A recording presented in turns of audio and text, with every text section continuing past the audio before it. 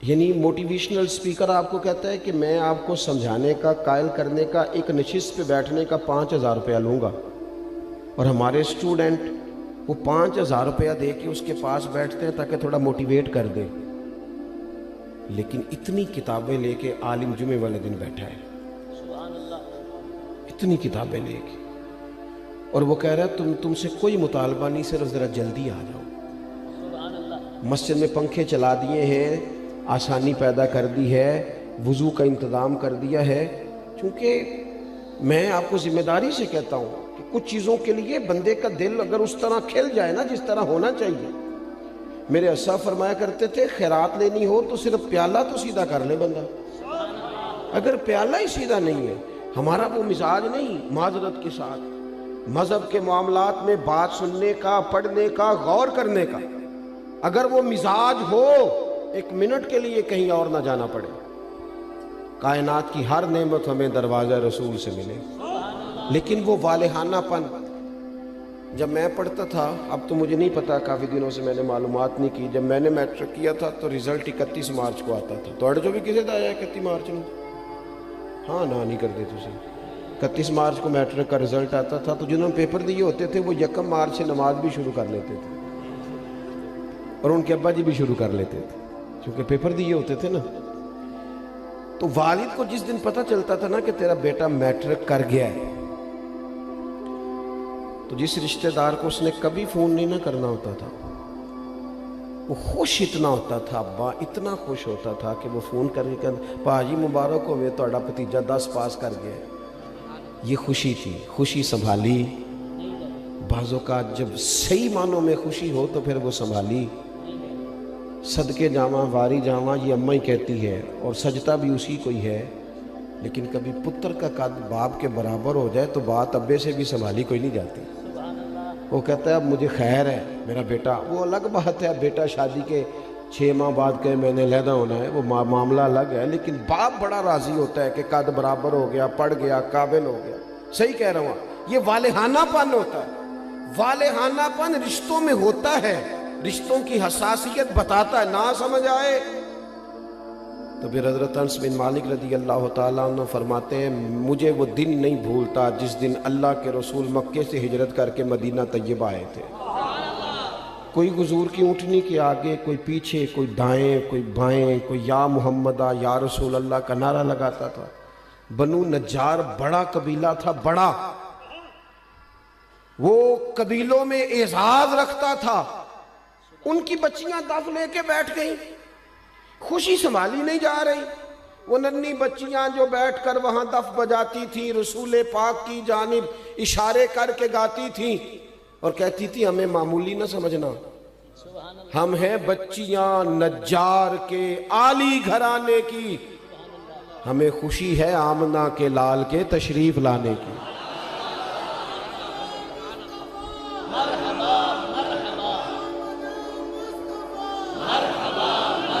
تھوڑا سا نا اس میں والہانہ پن پیدا کریں، بس والہانہ پن، کسی ایک چیز کو بھی میلاد میں رسم نہ بنائیں۔ ساڑی مسیح تے محفل نہ ہوئی تے بندے کی آکھن گے، یہ بات چھوڑ دیں، بندے نے آکھن لی محفل کرانی، یہ تو رب رسول کی رضا والا کام ہے، اور اس میں سے رسومات اور قیود بھی نکال دیں۔ اتنی مہنگی محفل کر دیا ہے، غریب آدمی ہاتھ ہی نہیں ڈال سکتا محفل کو، اتنی مہنگی، اتنے موٹے خرچے آنے والوں کے۔ جو یہاں آپ کے علاقے میں نعت پڑھتا ہے وہ بھی نبی پاک کی پڑھتا ہے۔ تھوڑا سا نا چیزوں، میں نے اس دفعہ پچھلے سال دوستوں سے کہا تھا کہ جڑا تسی شاپنا چ لنگر دیندے ہو نا، انہوں بھی پیر صاحب تے مولوی صاحب تے خطیب صاحب لنگر شریف ہی آندے نے، انشاءاللہ کھا لیں گے بھی، سب کا لنگر ایک جیسا پکایا کرو، بہت سارے غریب گھروں میں سارا سال نہیں گوشت پکتا، اگر زیادہ بوٹیاں ڈال کے میلاد شریف پہ بٹھا کے طریقے سے کھلاؤ گے نا کھانا، تو ہو سکتا ہے ماڑے بندے کے بچے اپنے باپ سے پوچھیں کہ ابا جی سان تے کدی انج نہیں لبا، یہ اج کی ہے، اس بھی رو کے آکھنا پتر رج کے کھاؤ، اج نہیں کوئی تانوں ڈکدا، اج میرے نبی پاک دا میلاد شریف، لیکن اس میں جذبات لے کے آئیں، احساسات لے کے آئیں، اس کا بھی وہ والا ماحول نہ بنائیں جن نے 2 لاکھ دیتا ہو مہمان خصوصی، سٹیج دی زینت بس کریں۔ حضور کی محفل میلاد کا مہمان خصوصی وہ ہے جو آ کے فجر کی اذان دیتا ہے، جو مسجد میں جھاڑو دیتا ہے، جو رسول اللہ کے دین کی نوکری کرتا ہے، نہ سمجھ آئے تو بخاری شریف سے اس خاتون کا واقعہ نکال کے دیکھو جو میرے نبی پاک کی مسجد میں جھاڑو دیتی تھی۔ صحابہ نے حضور کو تکلیف دینا پسند نہ کیا اور جنازہ پڑھ کے دفن کر دیا تو حضور قبر پہ آ کے کھڑے ہو گئے، اور ساری دنیا گنبد خضرا پہ، اور حضور کسی کی قبر پہ آ جائے۔ نبی کریم آ گئے قبر پہ کیونکہ یہ مسجد میں جھاڑو دیتی ہے، حضور قبر پہ کھڑے ہو گئے۔ ویسے تو دوسرا جنازہ جائز نہیں، لیکن وارثوں نے نہ پڑھا ہو تو پھر جائز ہوتا ہے، اور حضور تو خود وارث ہے نا ساری امت کے۔ تو نبی پاک نے قبر پہ کھڑے ہو کے فرمایا بناؤ صفے، میں دوبارہ جنازہ پڑھاؤں گا۔ تھوڑا سا نا حقیقتوں کا سفر کریں۔ بڑی ہو گئی رسمی باتیں، بڑا کچھ ہو گیا، اب تھوڑا سا نا ہمیں اپنے مزاج میں دیکھو۔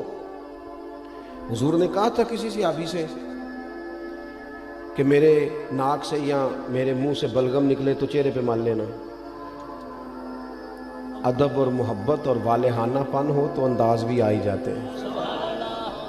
انداز آ جاتے ہیں۔ حضور نے کہا تھا کسی سے کہ میرے وضو سے جسم سے جو پانی لگ کے گزرے تم چہروں پہ ملنا، کہا تھا۔ بلکہ آپ صحیح مسلم شریف دیکھیں، حضرت ابو ایوب انصاری رضی اللہ تعالیٰ عنہ فرماتے ہیں نبی کریم علیہ السلام میرے گھر کو حضور نے رونق بخشی، میرے غریب خانے پہ آئے تو میرے گھر کی 2 منزلیں تھیں، نیچے میں رہتا تھا، اوپر کئی دفعہ بچے ہوتے تھے یا خالی ہوتا تھا۔ جب محبوب تشریف لے آئے تو میں نے عرض کی حضور جو آپ پسند کریں، تو فرمایا میں نیچے رہتا ہوں، لوگوں نے آنے جانا ہے، لوگوں کو آسانی ہوگی۔ حضرت ابو ایوب انصاری کہتے ہیں بچے لے کے چھت پہ چلا گیا، لیٹ گیا۔ رات کو میں اٹھا، اچانک آنکھ کھلی، چھت پہ چل رہا تھا تو میرے دل میں خیال آیا کہ ابو ایوب کہیں ایسا نہ ہو کہ جہاں تیرے پیر ہیں وہاں نیچے حضور آرام فرما ہو۔ خیال آیا، یعنی اگر حضور اس کو بطور ادب ان کے سامنے بیان کرتے تو محبوب فرماتے ادب یہ ہے کہ میں اوپر رہتا ہوں تو نیچے رہے، لیکن نبی پاک صلی اللہ تعالیٰ علیہ وآلہ وسلم نے ایک اور انداز، صحابہ نے ایک اور انداز ہمیں حضور کی غلامی کا سکھایا کہ یہ حضور نے کہا نہیں۔ حضرت ابو ایوب کہتے ہیں مجھے وہ خیال آیا تو میں ایک کونے میں ساری رات کھڑا رہا، اور وہاں میں نے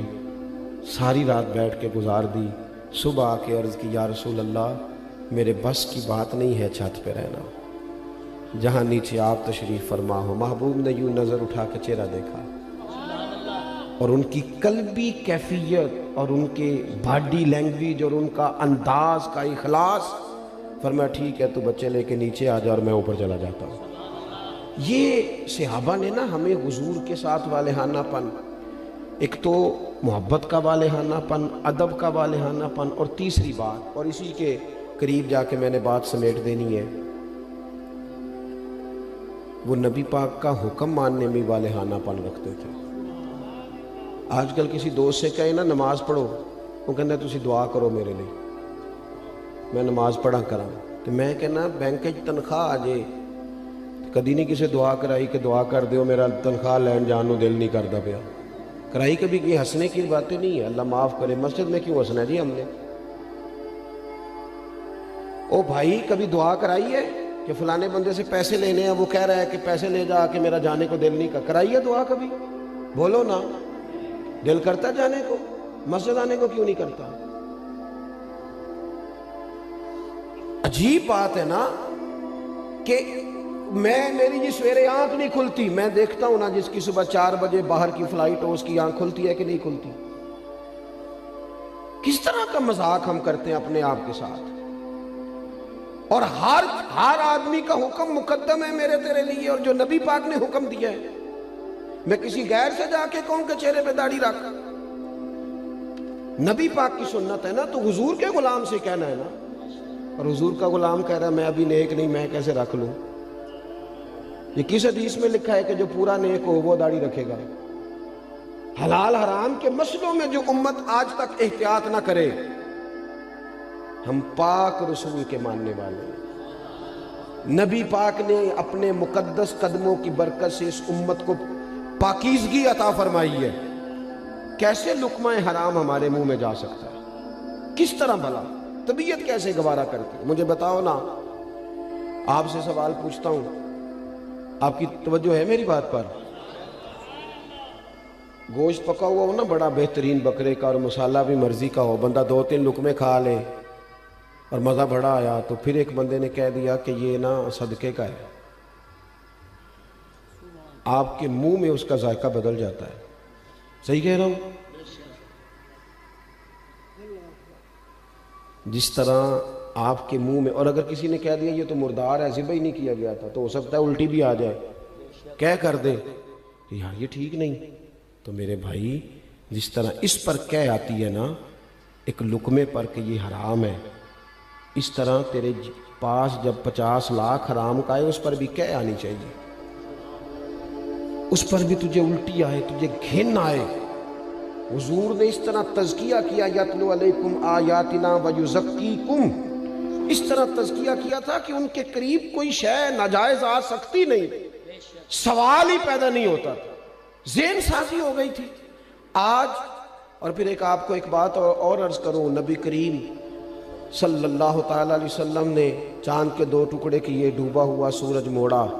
پتھروں درختوں نے حضور کا کلمہ پڑھا، لیکن یہ ساری شانیں حضور کی بعد میں معروف ہوئی ہیں۔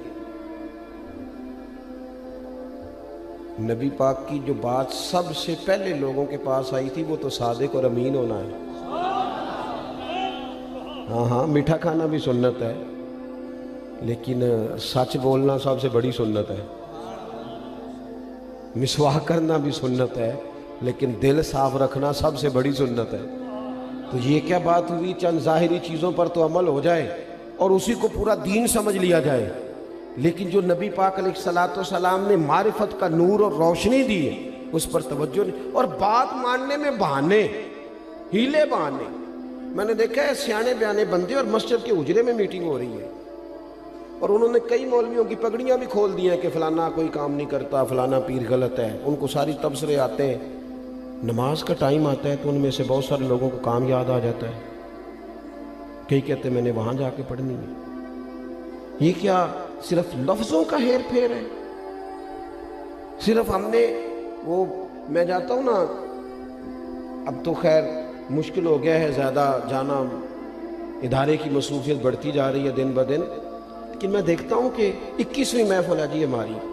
بانی یہ محفل بتاتا ہے آپ نماز پڑھتے ہیں کہ نہ دعا کرو، 21 مولوی مل کے بھی تجھے نیک نہیں کر سکے۔ میں نے کہا آج کے بعد نہ بتانا کسی کو، وہ کہیں گے کس طرح کے لوگ ہیں، 21 بندے آئے اس کے پاس اور ایک کی بھی بات نہیں سن سکا۔ چیزوں کو اصل پہ لائیں، اصل ہوتی ہے،